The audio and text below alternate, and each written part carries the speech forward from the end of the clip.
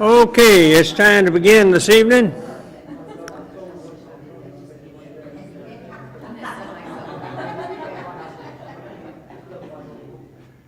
It's good to see everyone here this evening. Got a good group, and we're grateful for that. We got the Langleys back, and that's always a good thing. And we got a whole row of Grouses back there, and that's always good to see.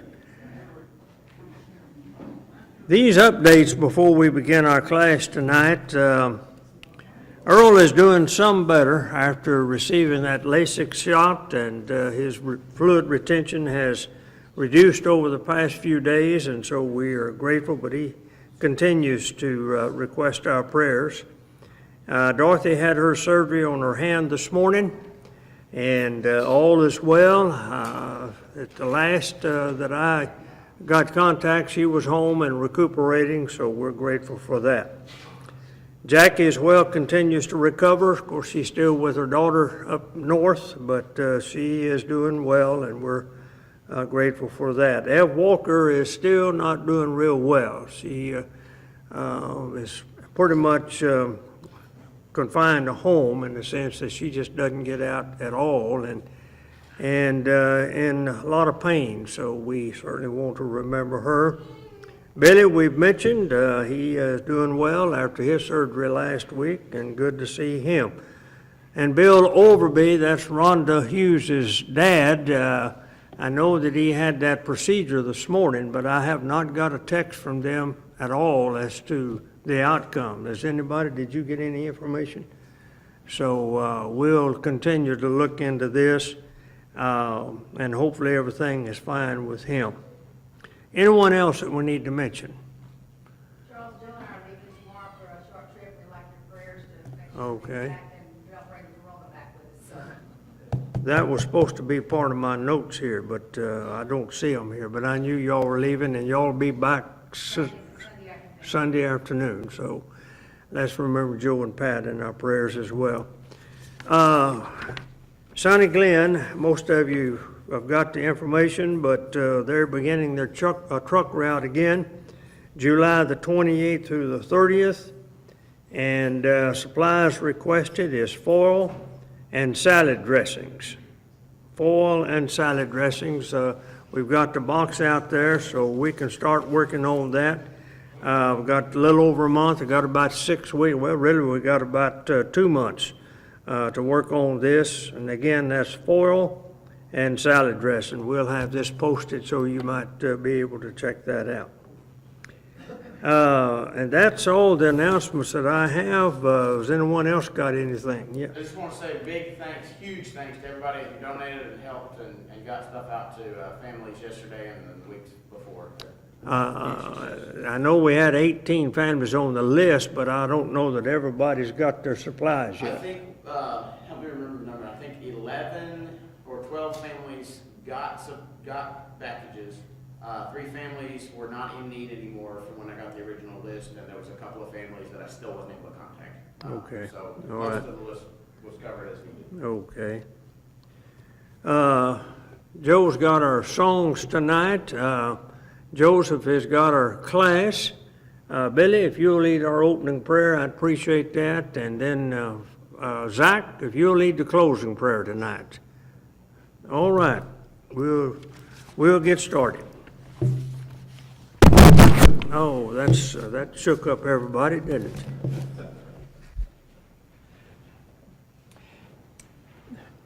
.308, Wonderful Words of Life. Oh, let me have you all mark the book too.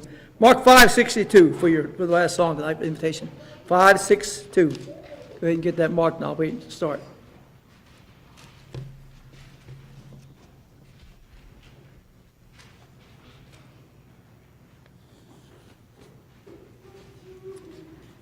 Okay. Assuming everybody's got 562 marked, we'll go back to 308 and get started here. Wonderful words of life. Sing them over again to me, wonderful words of life.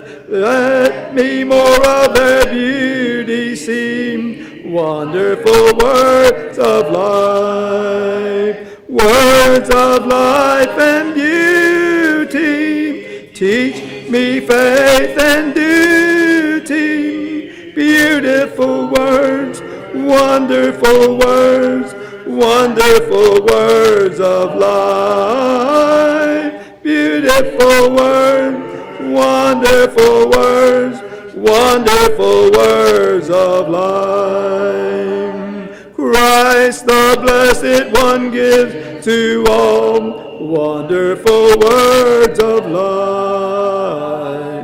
Sinners listen to the loving call, wonderful words of life. Also freely given, wooing us to heaven. Beautiful words, wonderful words, wonderful words of life. Beautiful words, wonderful words, wonderful words of life. Sweetly echo the gospel call, wonderful words of life. Offer pardon and peace to all, wonderful words of life. Jesus only Savior, sanctified forever. Beautiful word, wonderful word, wonderful words of life. Beautiful word, wonderful words, wonderful words of life. Our next song will be 330.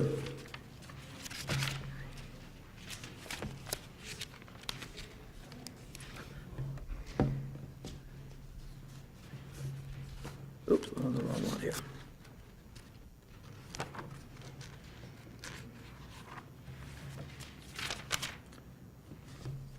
I'm not ashamed, oh my Lord. I'm not ashamed to, oh my Lord, nor to defend his cause.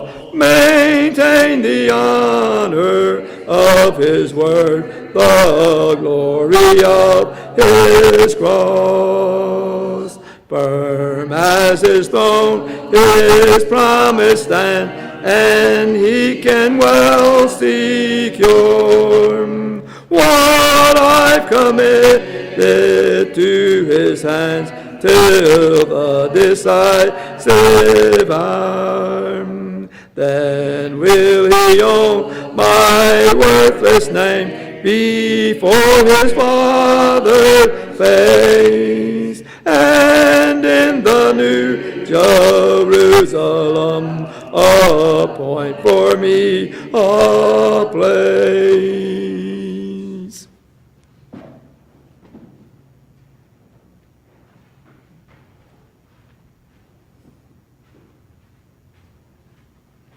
You bow with me, please. Kind and righteous Heavenly Father, thank you for this opportunity we have to come this evening, Father, and assemble as your people. Father, as your followers, Father, as children of yours. Father, help us to look into the world that we're living in, Father. Father, to help those around us that we can. Father, to be the light that we've been asked to be. Father, that we've been shown how to be through your word. That we can be a light in this world, Father, when there's much darkness. Father, don't let the hate and the anger and all the unjust creep into our hearts and our minds. Father, let us be about your peace. Father, be about your love. And Father, be about your justice. Father, we know that from your word that there will be a day of judgment. Father, that we'll all be brought before you, and Father, the book of life will be open.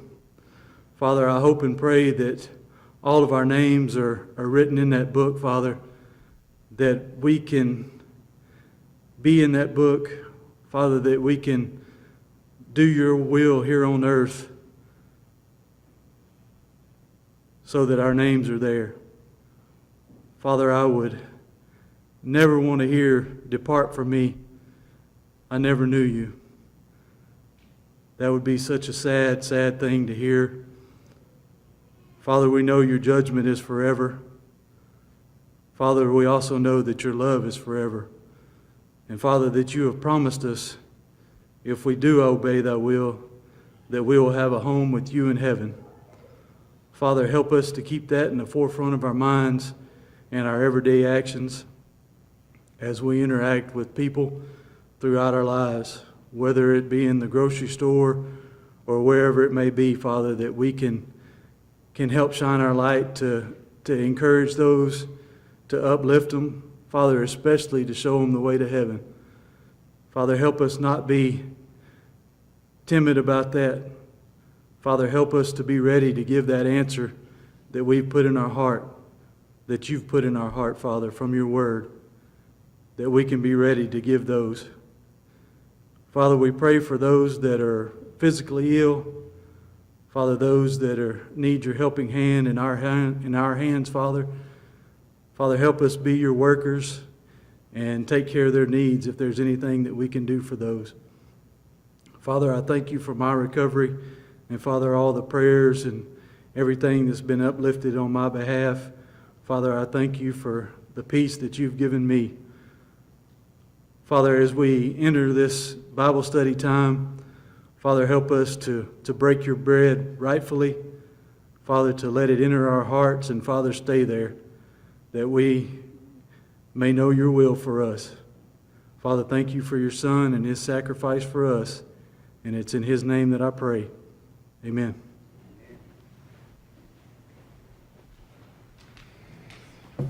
Good evening, everybody. We have a great crowd tonight, a great opportunity for a lot of us to get together to study God's Word. As Billy prayed, to break the bread that he has given to us.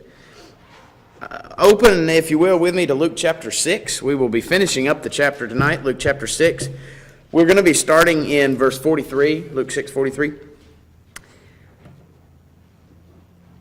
In verse 20 of this chapter, this has been a fairly long chapter, and it's deceiving because you see 49 verses. There are chapters that have a lot more verses than that.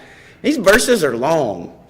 I mean, long verses. It's like 3 sentences in a verse. It's very deceptive. So we've been in this chapter for quite some time. But from verse 20 on, we've been looking at what seems to be kind of one continual discourse from Jesus.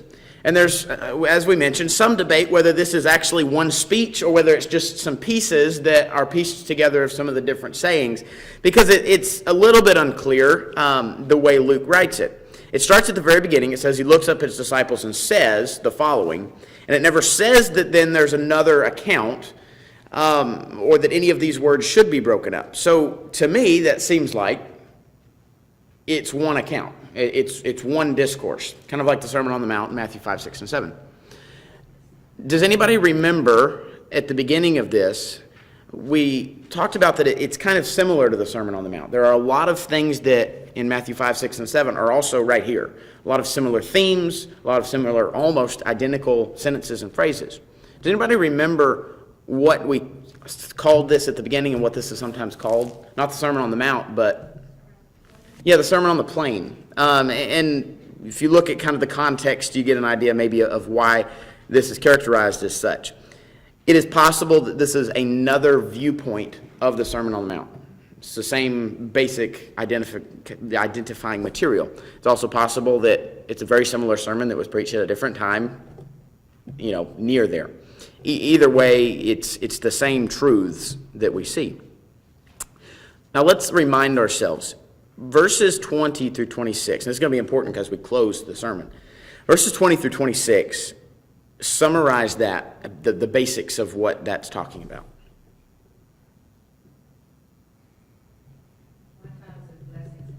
All right, so you see the blessings in the first 4 verses, woes in the next 3. There was a word I think that we used, the word perspective. And some of what we talked about is how there's a different perspective in the first than in the second. Those who are poor, those who recognize their humble status, those who are hungry, and all these different things, when we are ridiculed, the perspective of understanding that we have a greater reward than the negatives that we face. Now, in the second, these individuals, in verses 24 through 26, what kind of perspective do they have? What's most important to them? Here, now, and me. Earthly stuff. Like the money that I get, the happiness that I have right now. That's the important stuff, is what's right here. And their perspective is one of missing the fact that there's something better. There's something better that can be expected. There's something better spiritually that you could have even now. And they'll never get that because they're getting the reward that they've asked for or that they want. All right, verses 27 then through 36 was one section. And what, you might look at your title, but if you can remember, what was the basic idea through there? Pray for enemies. Praying for enemies, loving them. Yeah, how we treat other people, how we treat especially people who mistreat us. And so what was the general idea? What do we do? And Rita basically said it, but what do we do when people mistreat us, when people abuse us, when people do not treat us the way we feel is right? What do we do? Treat them with love, treat them with the exact opposite of the way they've treated us. We do not reciprocate in kind. Now that doesn't mean what they did to us isn't truly abuse. It doesn't mean that it was justified. It doesn't mean that it won't go unpunished. But we don't take out that punishment. In the book of 1 Thessalonians, 2 Thessalonians, my mind's blanking. Read both of them, you'll find it. In one of the letters to the Thessalonian church, Paul talks about this idea that, you're being abused, you're being punished, you're being persecuted. Don't worry. You will see, if those people do not repent, that they will face the punishment deserved. And it's meant to be a comfort. Because as human beings, we don't like to see people that hurt us get away with it, do we? I mean, if somebody punches me in the face, I hope I have the righteousness, whatever, to not punch the person back, right? But what am I going to probably hope happens to that guy? Probably hope some other bully's going to come punch him in the face, or I'm going to hope he stumbles over and hits himself in the nose. And is it a righteous attitude? Probably not. But that's kind of a human attitude. And what God says is, what's that? Yeah, you might as well have hit him at that point. What Jesus says, or what Paul says by inspiration of God is, don't worry about any of that. I will take care of it. They will, if they don't repent, if they don't fix it, I will punish them in a way that it's not the way you would have ever expected or understood. So this is that idea of perspective, of understanding how we're going to govern our lives. And a lot of it is based on what? Why do we treat people the way that we're told to treat people in these verses? What is it all based on? Well, we're based on Jesus, because Jesus, when he treated people, we treated them the same. That's it. We act that way because Jesus acted that way. Jesus acted that way because it was consistent with the way God acts. And so that's the way we're to continue. All right? Now, verses 37 through 42 are what we studied last week. There are kind of 3 sections in it, but it all is around one basic principle. And what was that principle? Judging. And not judging. And we looked at it in a couple of different ways. We talked about judging unrighteously. We talked about it as judging character and judging eternal destiny. But Jesus puts it pretty simply. Do not judge, do not condemn. And, see last week, so I'm not going to rehash the whole, diagramming what judgment is and what is good judgment and what's not. But he puts this idea of do not be judgmental, do not judge. Then in verses 39 through 40, he talks about this parable of the blind leading the blind. And does anybody remember the analogy that I used, that there's a television show? I mentioned it just real quickly. I wouldn't be surprised if you didn't. It's kind of like the Three Stooges. Mo is the leader, right? Mo's the intelligent one, but he's not. He's just as dumb. He's just as much of a stooge as the other. And so that's what it looks like when the blind lead the blind. It looks like, I know what I'm doing. And I think the reason I think that's such a good analogy here is because the whole thing is about feeling superior and imagining yourself to be superior to others. And what he keeps continually making a point of through blind leading the blind, and then the next section in 41 through 42, is that when you are going out and being superior to others and thinking that you have the right to fix somebody else, that you have the right to go and be judgmental and judge a person's character, what you're actually doing is ignoring the problem in your own life. And what did we talk about? What's the problem that is immediate and right in the face at that moment? The actual judgment. When they're going and doing that judgment, what they're doing is pointing out a speck, and the judgment is the log that's in their own eye, along with whatever else may be in their own. So what he says is you fix what's right in your life, and then you can move on. And we also talked about the idea that once you've fixed the problem in your life, you're not only helping another person to correct themselves, you're giving them an example of what it looks like too. When you can say, look, I apologize, I've done these things. Look, you can see I have had some problems in my past and I'm trying to come through it. Here's how you can do that too. Again, that's what Jesus did for us, isn't it? He gave us that example. Paul said the very same thing. Use me as an example as I imitate Christ. And that's, I think, part of what's at the heart of this. All of this, from the beginning of this sermon to the end, it kind of takes us back to what is it that governs us? Is it the here and now? And I like whoever said the here and now. I think that was what right here, right now in me.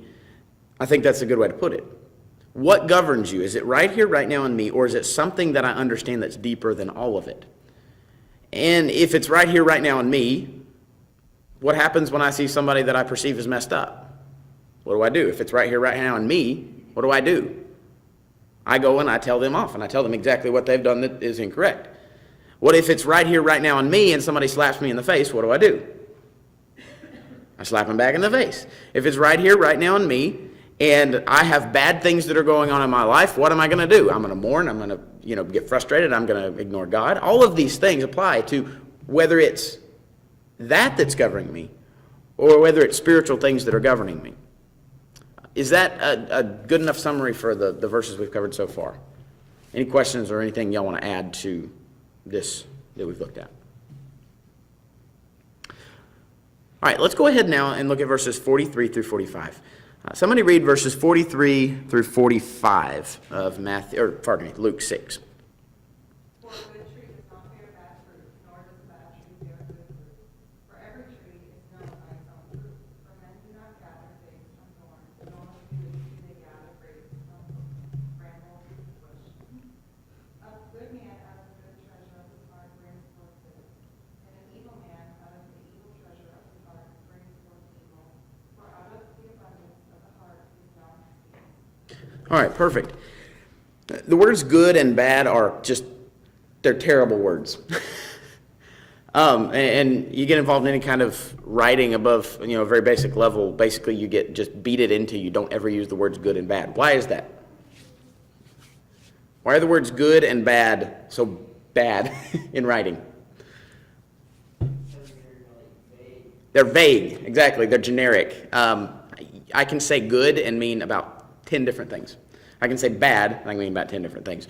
So when the English translation uses good and bad, it's a little bit vague and it's confusing. And I'm not putting myself as a judge of the translators because they are much wiser than I. But they're taking a difficult word and doing the best that they can with it. And please don't think that I, by trying to explain this, think that I know any better than those translators.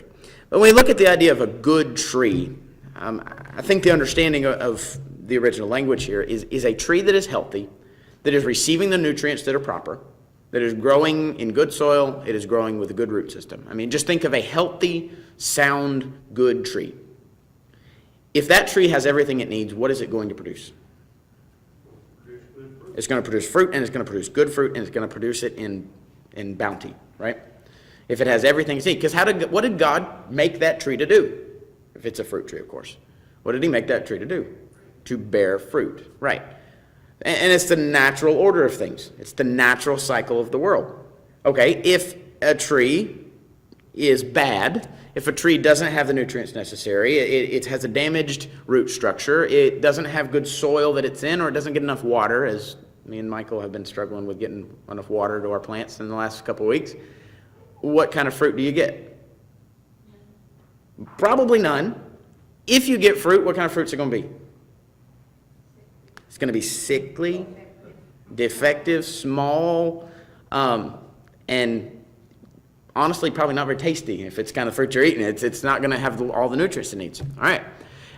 Now, transpose that ideology and that understanding into these verses. A good tree doesn't produce bad fruit.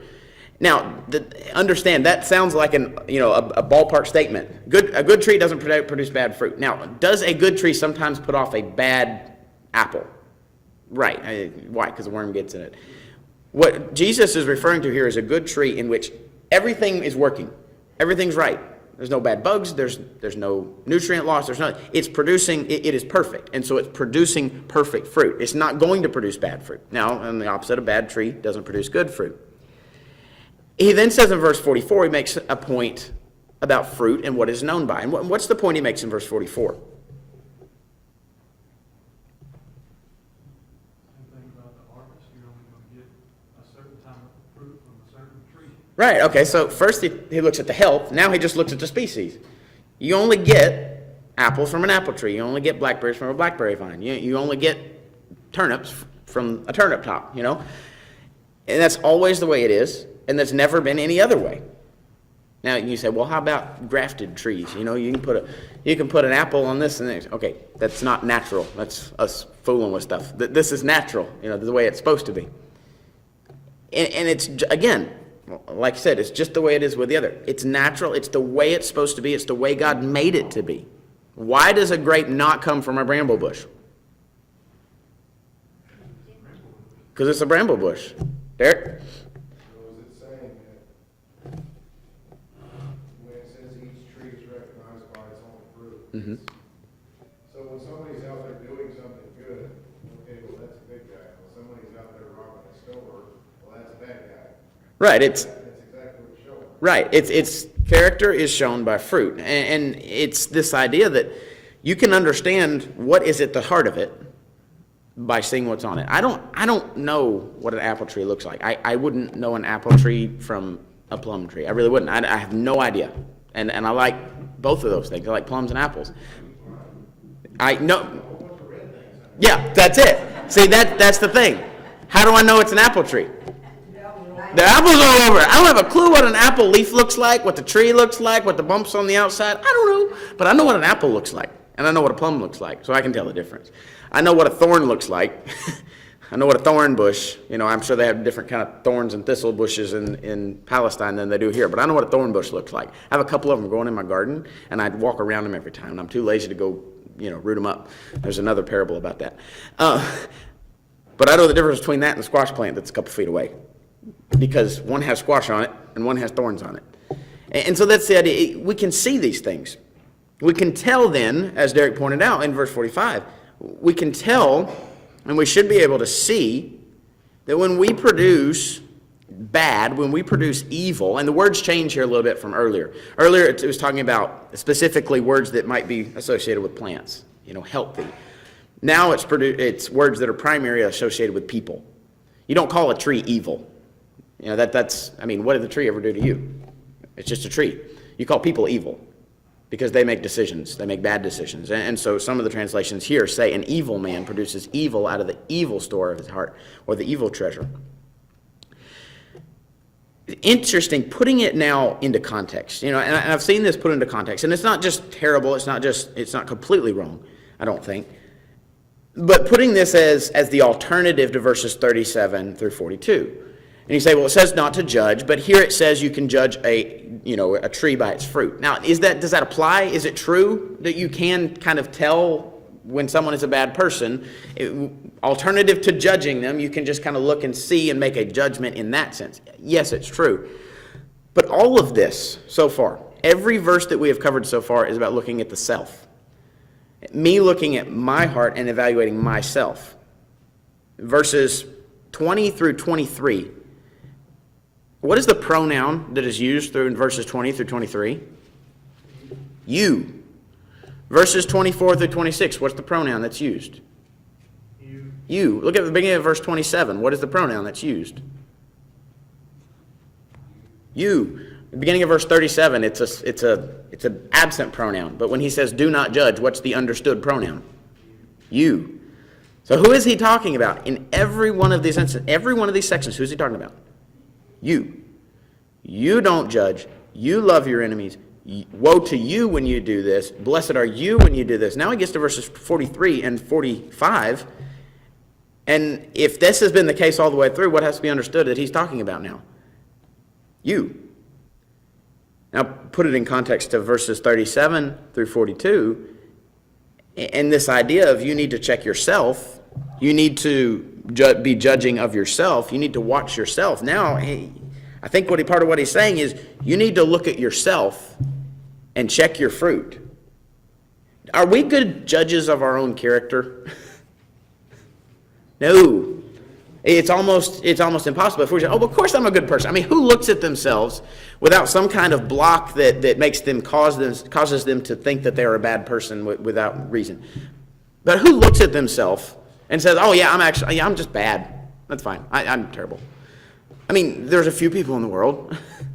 And again, talking about, mental health issues and people who have trouble seeing themselves in any kind of positive way. I'm just talking about healthy people. And you could say that these exceptions are not healthy either, but with the exception of very few people in the world, no one's going to look at themselves and say, yeah, I'm just bad. I'm just evil, and I'm fine with that.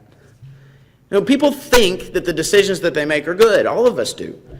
We realize mistakes maybe, but we think in general, yeah, I make some bad decisions, I've made some mistakes, but I'm a good person. How many people have you really known that wouldn't say that? I mean, I think I'm a reasonably good person.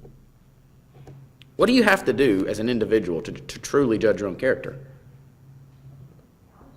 You have to be honest with yourself and what else? Based on these verses. What do you need to start looking at? You need to be a producer of good things. Yes, okay, what do I produce? Does the words that come out of my mouth and the things that I do and the way that I act towards people, is it good fruit or is it bad fruit? If we have trouble judging ourselves, which we do, I mean, it's almost impossible. We have trouble judging our own character. We need to judge our own actions. We need to stop and say, hold up, maybe I'm not that good person I thought I was. I have trouble retaining relationships in my life. People don't like to be around me. Maybe there's a reason for that. It's things like that. I seem to be always offending people. It's just other people that are always offended, right? Or maybe it's me that's the problem. Maybe that good character I thought I have isn't a good character, and I need to look at the fruit. It's interesting, very specifically, in verse 45. Not that actions aren't applicable here, but what is specifically the fruit that he's talking about in verse 45? Say again? The fruit of the heart, but what fruit is being produced? What kind of fruit? Is it actions, or is it something else?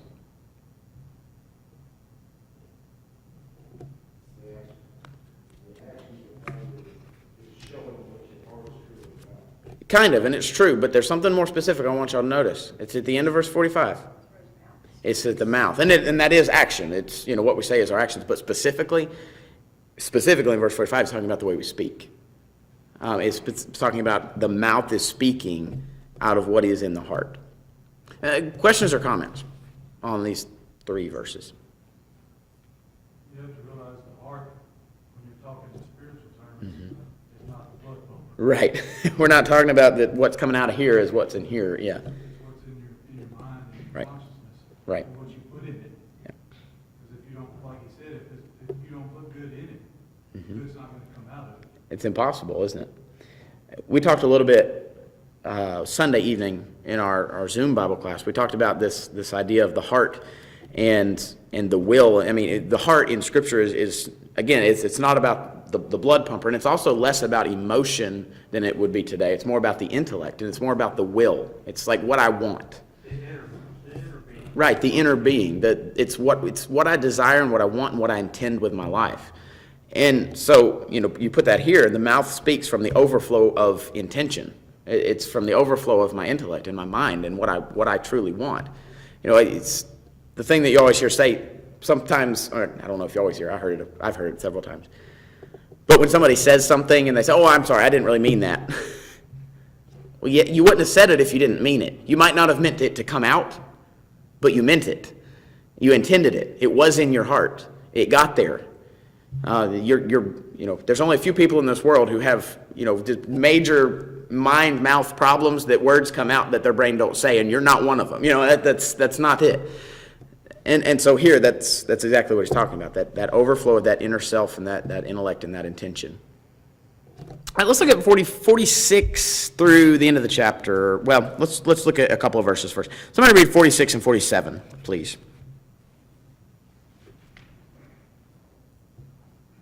But why do you call me Lord, Lord, and not do the things which I say?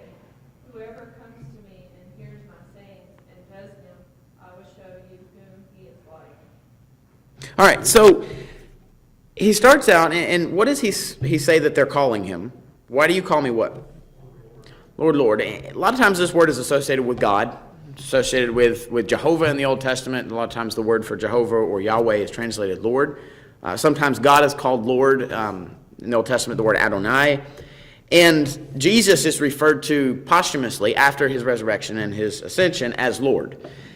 But during his ministry, he's also called Lord, and in a different sense. He was not widely recognized to be God at this point. Now, some were beginning to see it, some were beginning to understand it. Peter will make that public confession later in the ministry, but not everybody understood it very well at this point, especially early in his ministry. So the word Lord here is not so much they're referring to him as God, as they're referring to him as someone higher than they. We don't use that kind of terminology today. We don't go to the mayor or we don't go to the governor and say, Lord. That's we would almost think of it as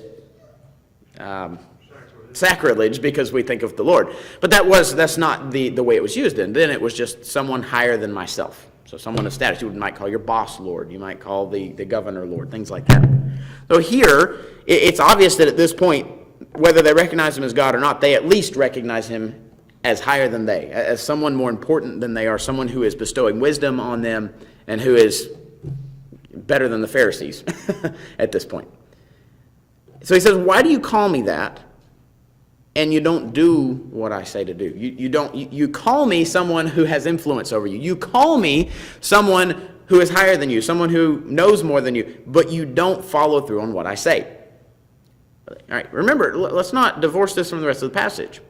He's been talking about inner self. He's been talking about our mind and our intention. He's been talking about what we're governed by, God's intentions, or our here, now, and me.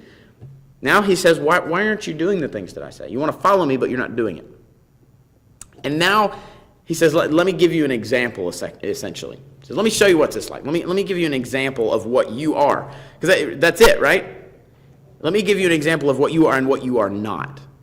Because he's going to say, here's one alternative and another alternative. One is what you are, one is what I want you to be. All right? Somebody read now verse 48, 49, please.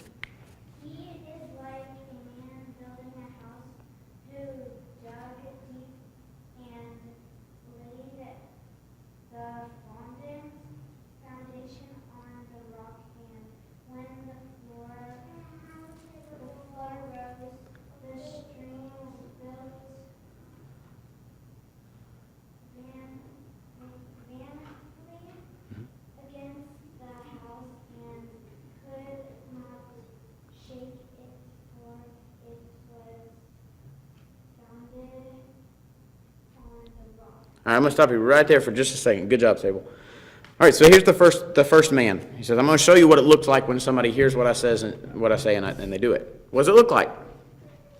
Somebody say it in your own words. He's got a good foundation. He's prepared a good foundation. All right. Sometimes we'll hear lessons or we'll preach, and appropriately so. Foundation is Jesus, and we got to build our foundation of Jesus, and that's about as far as we go. But let's look at the context again. What's the foundation? It is Jesus, yes, but what is the foundation farther than Jesus and just simply Jesus' words? It's the rock. But what is? He's building a house, and that is what you build a house upon. But in the spiritual sense here, what is the foundation? Again, all of what we've talked about, the two alternatives. What is the good foundation? Hearing the word and doing it, not just hearing it and doing it, because you can hear something and do it without any kind of conviction, can't you? If somebody puts a gun to my head and says, build a foundation on a rock, I mean, I'm probably going to do what they say. I'm going to build a foundation on a rock. That doesn't mean that I did it because I knew it was the right decision. It doesn't mean I did it because I had decided to govern my life based on a certain set of principles, right? It's not just about, and it is, I mean, he describes it as hearing and doing, but there's more to it than just hearing and doing. It's hearing and understanding that this now is what governs my life. If somebody hears the words of Jesus, they read some things in the New Testament and say, well, this seems logical and it seems like what I'm supposed to do, and they treat it as though it's just a blueprint. It's just a blueprint for life. It's, okay, I do this, I do this, I do this, I don't do this, I don't do this, I don't do that. Does that make them a Christian? They're dunked in water because God said to do it. It makes them rule followers, which is good. Rule following is important. I mean, God expects us to be rule followers, and please don't understand. Some people will go in the opposite direction and say, well, no, you don't have to do anything. God just loves you. Well, that's not the point here. Rule following is important, but rule following is not what makes us followers of Jesus. Rule following, it makes us followers of rules. It makes us trying to do whatever we have to do to get the carrot, right? Because rule followers, why do they do it? Because they expect something in the end. Yes. That was the Pharisees. They followed the rules because it was what they were supposed to do, but as Jesus said, they missed the greater points of the law, the love and the mercy and the understanding of God. And so here, the foundation, I think, of what he's saying, the foundation is guiding your life based on all of these principles of the spiritual, hearing Jesus' words and saying, this is what I really want to be the foundation of life. Right. It's not an effort, it's not a response, it's just something that we are. We just become that. I like that word. It's a response. I see God, I see what Jesus has done, and this is how I respond. I ask God what to do to respond. I see it in his word, and I do it. Not because it's a set of rules that I'm doing because it's 1, 2, 3, but because of what Jesus did in the sacrifice. I don't know, it makes me think of James chapter 1. Mhm. Not being hearers, hearers only, and the man looking in the mirror. Right. And it's almost as though you can be a hearer only and do, looking at that without really being what James is trying to tell us to do. Because when James looks at that and he says, look in the mirror and examine yourself. Examine yourself based on Jesus. And you're trying to match up. You're not trying to be, again, and it's so hard to say this. You're not trying to be a rule follower. It's hard to say that without it sounding like rule following isn't important. But I think everybody in this room probably understands what I'm saying and what Jesus' point is. I'm glad you brought that point out. We studied with a family that they went as far as to be baptized, but they wanted nothing to do with after that. Right, and so they got, okay, I have to do this, I have to do this, but they didn't get the relationship of me, it's this God, yeah. And that's ultimately, that's another word that I think is important. It is a relationship. If our Christianity does not involve relationship between us and God, a relationship of trust, a relationship of obedience, it's not Christianity. Sable, if you don't mind, or whoever, go ahead and read verse 49 to finish that chapter out. But he who heard and did nothing like a man who built a house on the earth without a foundation against the stream and immediately it fell, and the ruin of that house was great. Or if you're Southern, you say ruin. The ruin of that house was great. No, good job. You got some hard words and you pronounced them very well. This is the alternative, of course, and I don't think we need to go over too deeply of this, but it's you see this thing that happens in both of these instances, this violent torrent. In this part of Texas, we know about violent torrents, right? Because everything washes down into the valleys, and if you're in the way of the valley, you're going to get destroyed, right? What about the homes that are well built? They're well suited to be in those valleys. They're anchored deep into the ground. They're built in such a way that when the wall of water comes, all it hits is the foundations. It doesn't hit a big wall. They're built correctly and grounded into the foundation. What happens to those homes? Usually, if they're built well, they stand. They may have some minimal damage. They may lose some paint. They may have to clean up a lot, but they'll stand. If he's wise, he won't be As Mike said one time, you know these guys that build these houses are so smart. They'll do soil tests and they'll do core samples and they'll do all this stuff and they won't look up and realize there's a hill over there and there's a hill over there and guess where I am, right in the middle of the valley. So yeah, if he was smart, he probably wouldn't have built in the valley anyway. But of course here, we're not talking about that exactly. It's what is the storm potentially in a spiritual sense? Looking at this in a spiritual application, what is the storm? Yeah. I mean, you never know what's going to happen. Mm-hmm. And it's, Stuff happens. Yeah. And some of it is just the natural way the world turns. Some of it is because people are bad. People that aren't touched by Christ make bad decisions. Sometimes it's our bad decisions, and it has consequences. And sometimes there may be circumstances where God is doing things for us, and we don't realize it, and it looks bad to us. All of those are involved in all this. And the storm comes, and if we don't have a solid foundation of faith and a relationship with God, here's where this hits. If we are just rule followers even, and all this bad stuff comes, well, we followed the rules. We've done everything you said to do. We have followed A, B, C, and why are things still bad? If you're just a rule follower, nothing makes sense then. Because a rule follower, it's A plus B equals C, and C ain't it when the storm's there.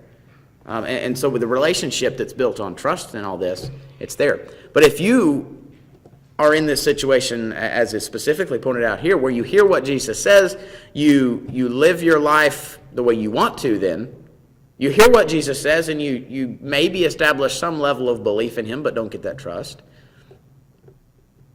You like it. I mean, how many people in the world like what Jesus says? Most people like it. I mean, if they really take the time to listen. He has a message of peace and a message of compassion, a message of love. Who wouldn't like that? Most people like it. But then if you're not willing to build your life on that foundation, all the blessings of that peace and that comfort and that stability in the storm isn't there because you haven't been willing to do the things that Jesus has asked. Not because he said, if you don't do it, I'm not going to protect you, but because the reason he says to do them is because it's what helps us in our life. The good decisions that Jesus asks, that God asks for in his teachings, are because it's what helps make our life easier and better and more peaceful and more stable. Joseph, we also have to listen to all of it, not just pick and choose. Right. Build a good foundation, but we don't put a good roof on it. Yeah. We're in trouble. Or even, I laid 2 really good footings. The other 2, but the 2 on the right side, on that south side of the house, they're really good footings. The other 2, I mean, they're in the ground. Good enough, right? Yeah, it's the whole picture. Exactly right. All right, we've got just a few minutes, and this next section is a fairly simple, but I think a really good section that we can cover in about the next 10 minutes. So let me start, if you don't mind, read verses 1 and 2 of chapter 7. Now, when he concluded all his sayings in the hearing of the people, he entered Capernaum, and a certain centurion's servant who was dear to him was sick and ready to die. All right, simple enough, right?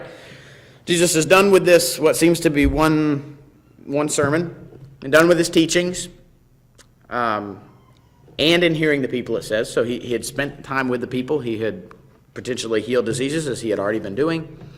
And he goes back to Capernaum, where he seems to have made his home, where a lot of his teaching was done in the Galilee area. And who comes to him?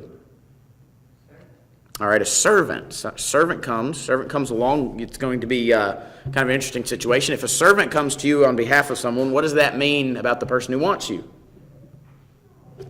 Fairly influential, fairly wealthy, someone of high regard.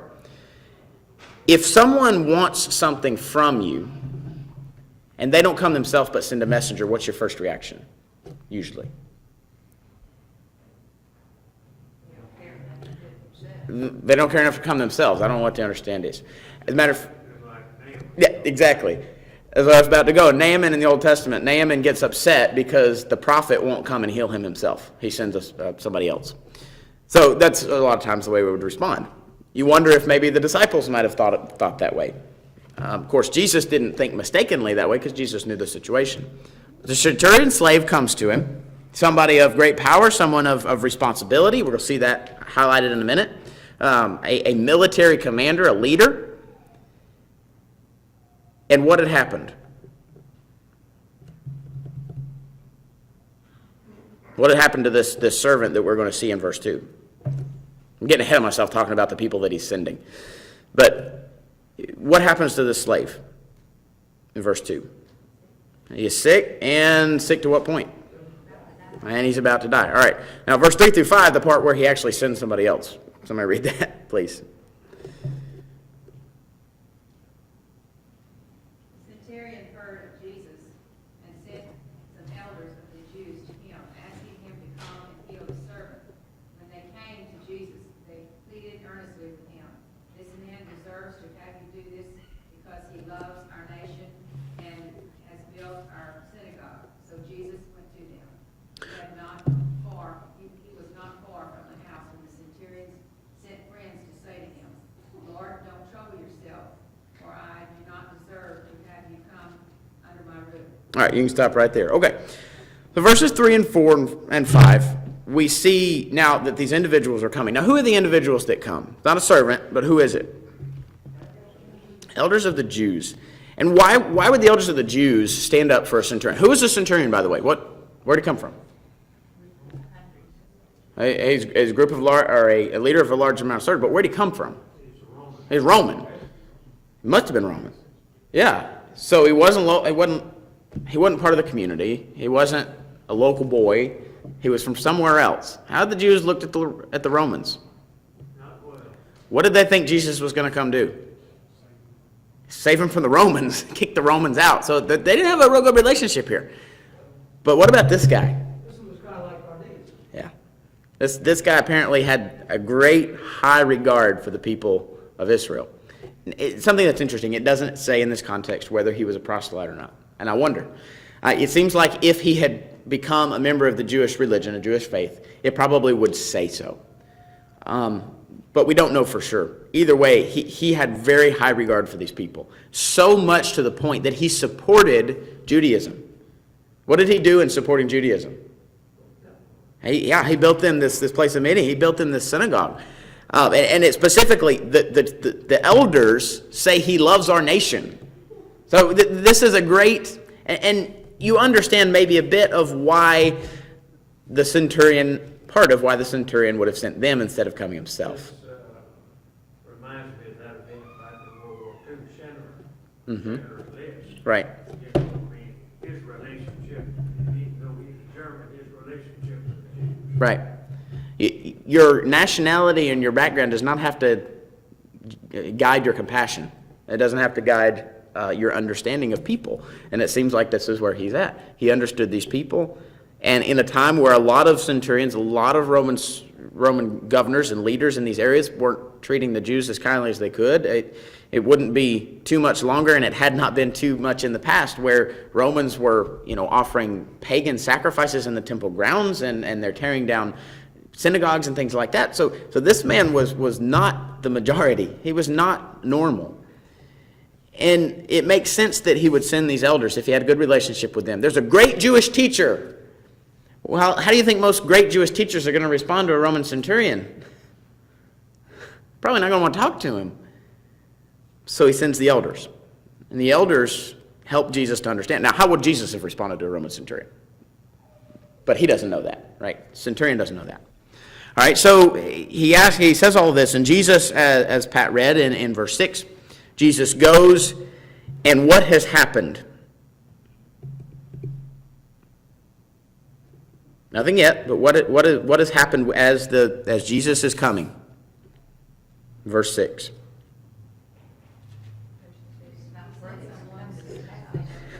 Before he even gets to the house, apparently it seems that Jesus has heard the centurion has heard that Jesus is coming. He says, no, I don't want him to come. I never want him to come. I'm not worthy. This is not the way that needs to go. All right, somebody finish verses 7 and 8, please.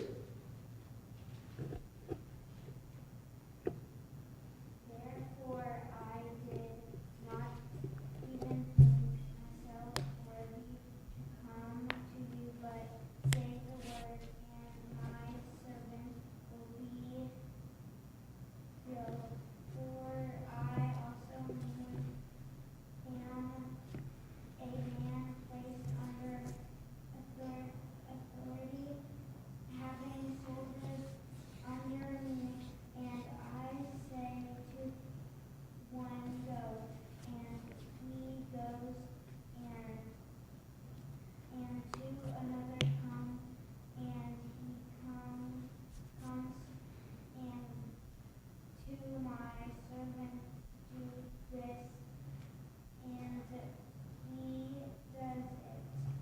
All right, perfect. Okay, so in these verses now, he says, not only am I not worthy for you to come in my home, I'm not even worthy to come before you. We see a lot of people responding to Jesus in this way when they begin to see his power.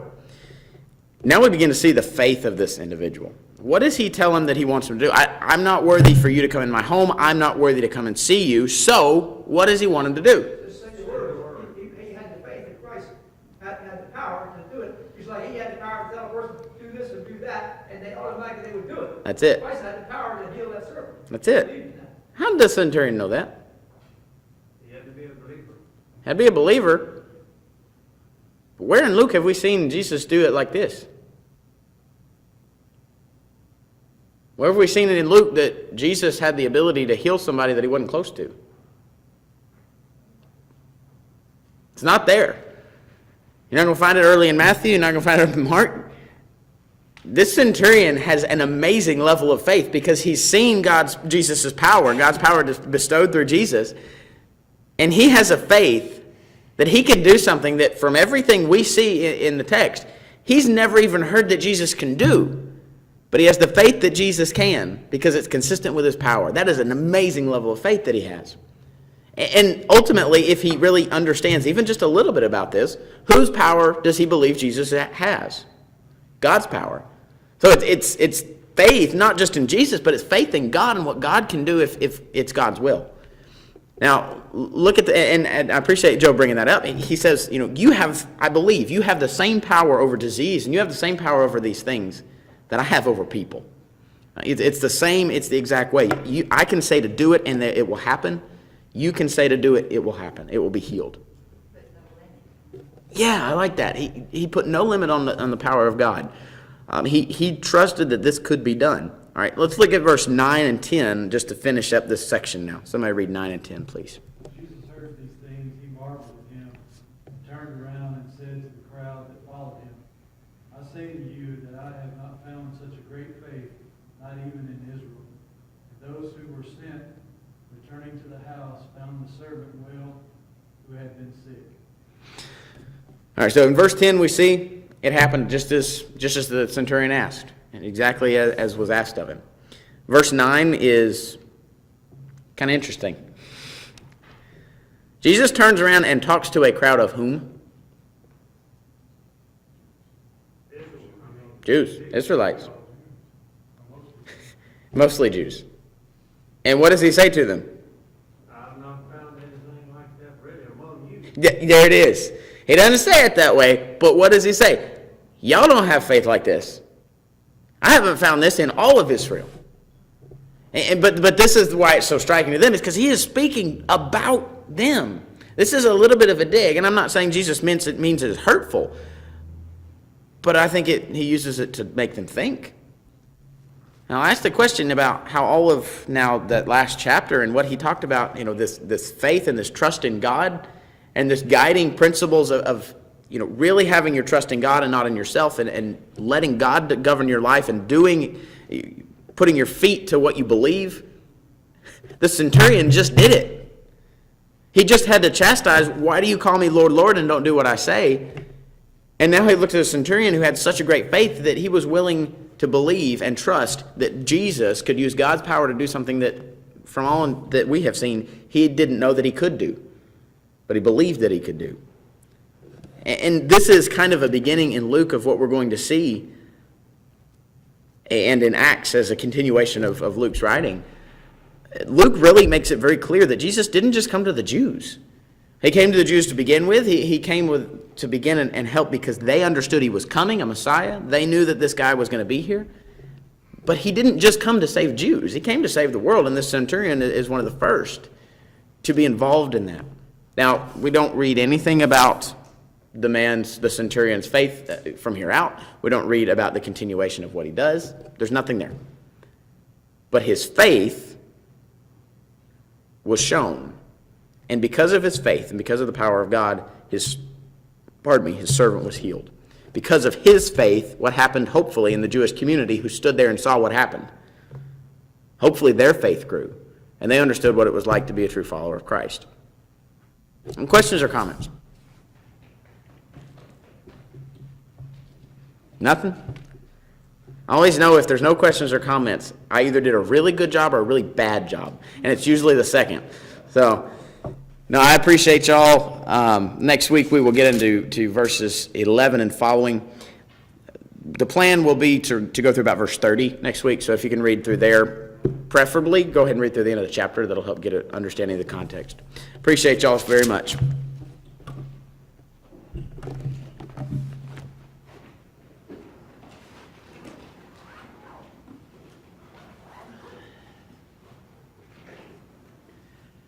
Okay, 562, kneel at the cross.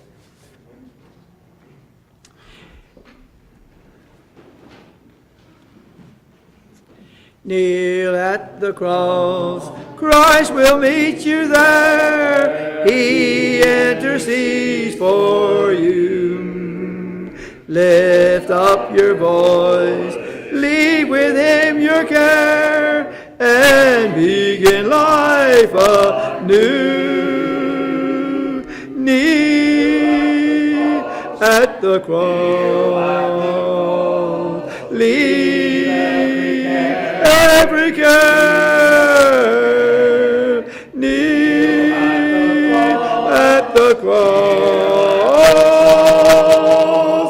Jesus will meet you there. Kneel at the cross, give your idol up, look unto realms above. Turn not again to life's sparkling cup, trust always in his love. Kneel at the cross, leave every care, kneel